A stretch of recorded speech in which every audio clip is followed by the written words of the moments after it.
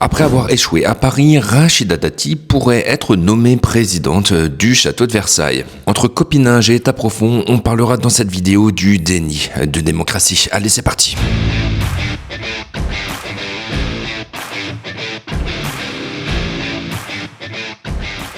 En effet, suite à sa défaite assez imposante à la mairie de Paris, Rachida Dati se voit bien présidente du château de Versailles. Le comble de tout ça, c'est que l'ancienne présidente vient de prendre son poste en tant que ministre. Franchement, ici, le copinage est assez clair et on va en parler dans cette vidéo. On va parler plus exactement de l'état profond. Et face à ce constat, je te dirai la meilleure façon de réagir, mais également on verra en tant qu'investisseur comment faire justement pour investir intelligemment dans un État qui finalement est dirigé par des gens qui pensent qu'à leur intérêt privé. Mais avant de rentrer dans le vif du sujet, je te parle un petit peu de moi. Je m'appelle Florian, ça fait plus de 20 ans que je suis parti m'expatrier. J'ai créé mon entreprise et depuis j'investis mes bénéfices à la fois en bourse, mais également en crypto-monnaie et en immobilier. Alors si toi aussi tu veux devenir libre financièrement, n'hésite pas à t'abonner à Smart Nomad. Ici, tu l'auras compris, on parle sans blabla d'investissement pour devenir libre financièrement et voyager à travers le monde. Parlons tout d'abord un peu de la défaite de Rachida Dati, mais surtout et avant tout du fait qu'elle va probablement devenir présidente du château de Versailles. Ici, elle a tout simplement participé à une élection, à une campagne sur la mairie de Paris. Elle n'a pas été élue et donc elle n'est pas et elle ne sera pas maire de Paris. Jusque-là, tout va bien. Dans le meilleur des mondes, dirait Candide. Ce qu'il faut bien voir, par contre, c'est ce qu'il y a aussi un peu derrière. Elle a attendu jusqu'au dernier moment avant tout simplement de démissionner de son poste de ministre. Et elle s'est lancée, non pas corps et âme et à risque et péril dans la mairie de Paris, mais elle savait très bien que si jamais elle n'était pas élue, elle aurait un autre poste doré.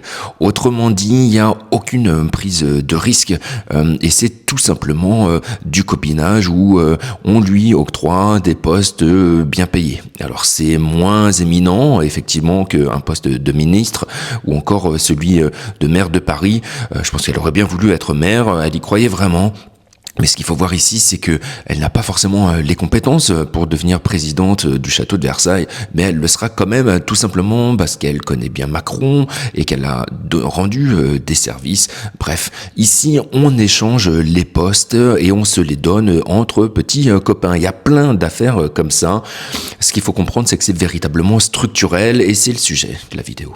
D'ailleurs, si ça t'intéresse, tu peux voir tous les vidéos de Juan Branco, mais également son livre qui s'appelle Crépuscule. Franchement, je le trouve vraiment excellent, à la fois le livre, mais le personnage, quelqu'un de jeune, d'extrêmement brillant, et brillant non pas forcément par ses études et ses qualités intellectuelles, mais surtout par son engagement et sa philosophie. Dans son livre Crépuscule, il montre justement ce qu'est l'état profond, et pour reprendre un peu son idée, il dit tout simplement que les serviteurs de l'État finalement se servent de l'État pour des intérêts privés au lieu de servir l'État. Et c'est vraiment assez flagrant ici quand on voit justement les échanges de postes. Il y a plein de cas comme ça. On peut encore parler de Jack Lang qui a jamais été inquiété, qui vu son âge et a encore été jusqu'à il y a très récemment à un poste extrêmement bien payé, alors que quand on le voit marcher dans la rue, franchement il a du mal au niveau de l'élocution aussi. Enfin bref, je pense qu'il y avait vraiment pas de quoi l'embaucher dans le secteur privé, il ne l'aurait pas été. Et puis on aurait très bien pu penser de place aux jeunes, encore une fois.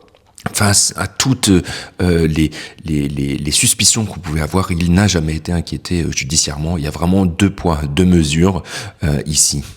Et c'est tout simplement scandaleux.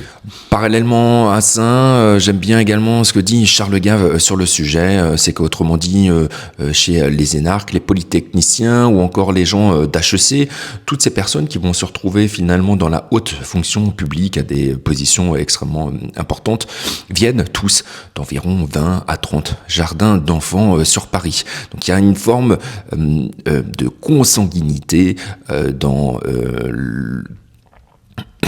l'élite administrative qui est tout simplement irrespectueuse de la démocratie, qui est complètement antidémocratique. Juan Branco en parle également, il en parle également dans ses vidéos où il nous dit que ce n'est pas possible que des élèves soient à quelques mètres d'un autre lycée beaucoup plus intelligent pour réussir ses études. Il y a vraiment une différence structurelle ici. Il n'y a vraiment pas de mérite. On prend sûrement les meilleurs, mais dans une classe très favorisée et que le reste de la population n'a pas accès à ces postes. Et une fois qu'ils arrivent sur ces positions-là, au niveau des études, ils sont déjà payés et ils devraient servir l'État, mais ils ont l'impression que tout leur est dû. Et c'est surtout qu'il n'y a plus aucune recherche d'intérêt général et qu'ils recherchent tout simplement leur intérêt privé. Alors Rachida Dati, c'est encore un cas un peu différent, mais une fois qu'on est au pouvoir, on voit très bien ici que ce n'est pas la recherche de l'intérêt général qui prime, mais vraiment l'intérêt privé. Pour élargir encore un peu le débat, je vais reprendre encore ce que j'ai entendu il y a pas longtemps de Charles Gave, j'ai trouvé super intéressant. Mais l'idée, c'est de dire que effectivement, normalement, on est en démocratie. Donc du coup, une représentation du peuple via des élections et des représentants qui représentent véritablement le peuple. Première remarque de Charles Gave, c'est de poser la question de savoir si quelqu'un connaissait un homme politique suisse. Personne ne répond, personne n'a la réponse, tout simplement parce qu'on est dans une démocratie, mais une démocratie plus pure, dans la mesure où elle est directe. Il n'y a pas de représentants de citoyennes, mais les citoyens votent directement. Et c'est vrai que pendant très longtemps, on a eu une démocratie représentative, tout simplement parce que c'était techniquement difficile de faire voter tout un chacun sur plein de lois différentes. On voit très bien qu'en Suisse, ça marche extrêmement bien, et on peut se demander pourquoi ça n'existe pas en France. Et je crois que la raison est tout simplement parce que la classe dirigeante ne veut pas perdre son avantage, qu'ils profitent de l'État, du coup ils ne veulent pas redonner le véritable pouvoir démocratique à ceux à qui il est censé appartenir. Deuxième des choses que je trouve assez intéressante, c'est que du coup, si on ne vit pas véritablement en démocratie, qui sont les véritables maîtres? Alors ici, clairement, il n'y a pas du tout de conspirationnisme. C'est juste l'idée à comprendre que finalement les élections sont faites par des hommes puissants. Je crois que les 5 hommes les plus puissants de France disposent des médias. Et donc du coup sont projetés vraiment dans l'espace public et on va faire en sorte qu'ils vont être élus. Et tout au cours de leur mandat, ces hommes politiques vont répondre finalement à ces hommes-là. Autrement dit, les hommes politiques sont élus grâce à ces hommes puissants du haut et les hommes politiques sont plus ou moins, on va dire, leurs marionnettes et en tout cas c'est à ces personnes-là qui vont rendre des comptes et non pas aux citoyens et à la population. Bref, j'espère que tu as compris le principe, c'est quand même super important et on va voir maintenant en deuxième partie comment réagir face à ça. En effet, dans un État où les hommes politiques ne représentent pas véritablement les intérêts de la nation, mais plutôt des intérêts privés, on parle beaucoup de pillage public, tu as plutôt intérêt à penser à ta propre retraite. On voit très bien l'explosion de la dette qui va faire et qui va rendre beaucoup plus difficile le système de retraite actuel. Donc pense à ta propre retraite. Mais également, on voit très bien que pour limiter la dette publique, il va falloir jouer un peu de l'inflation, augmenter véritablement l'inflation. Donc si t'es pas investi, tu vas perdre ton pouvoir d'achat.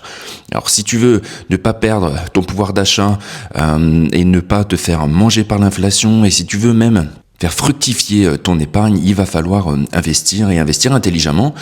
Pour ça, il y a des actions, il y a des plateformes super comme Trade Republic qui ont vraiment été un game changer. Je te recommande vraiment. Si tu veux, tu peux utiliser mon lien en bas en description. Tu auras 10 € gratuits en bonus et puis ça aide à soutenir la chaîne. Et pour les plus téméraires, il y a également la crypto-monnaie. Franchement, c'est juste excellent. Il y a vraiment une philosophie dedans qui est excellente, qui fait que ça t'appartient vraiment. Ici, l'État n'a aucune possibilité d'y avoir accès, ni même les banques. T'es vraiment ta propre banque. C'est juste un système excellent. Bref, si tu veux savoir comment investir, si tu sais pas ce que c'est que le DCA, ni même une action ou un ETF, je te recommande vivement d'utiliser ma formation en ligne. C'est un atelier pratique. Ça dure pas très longtemps, mais je t'aide vraiment à répondre aux questions principales que tu vas avoir à te poser. Je sais que j'ai été dans ce cas-là. J'ai pas osé investir parce que je partais du principe que je ne voulais pas investir dans quelque chose que je comprenais pas et ça me paraissait assez compliqué. Il faut savoir que les banques, longtemps, ont fait en sorte justement de rendre les choses compliquées. Mais franchement, ça allait pas du tout. Donc, utilise cette possibilité-là. Je t'accompagne vraiment. C'est pas un conseil en financement, je t'aide juste à mettre en place un système qui va te permettre d'être libre financièrement. C'est complètement gratuit pour toi, la seule des conditions c'est d'utiliser 2 liens de parrainage et franchement ils sont excellents. Avec Trade Republic par exemple, je te l'ai dit, tu as 10 € en action, donc c'est vraiment top. Et c'est vraiment l'application que j'utilise personnellement. Il y a très peu de frais, elle est super simple à utiliser, super claire. C'est franchement juste génial. Et si t'aimes la crypto, là tu peux gagner 2 fois 50 € avec des applications comme Bitvavo ou encore Robinhood ou encore RevolutX, que j'affectionne également particulièrement. Bref, tu l'auras compris, pense investir. Si tu veux savoir dans quel ETF, selon quelle méthode, quand vendre, quand acheter, abonne-toi à Smart Nomad. Cette vidéo est terminée, je te remercie de l'avoir regardée jusqu'au bout. N'hésite pas à la commenter, liker et partager. Et pour ma part, je te dis à très bientôt pour de nouvelles vidéos. Allez, ciao!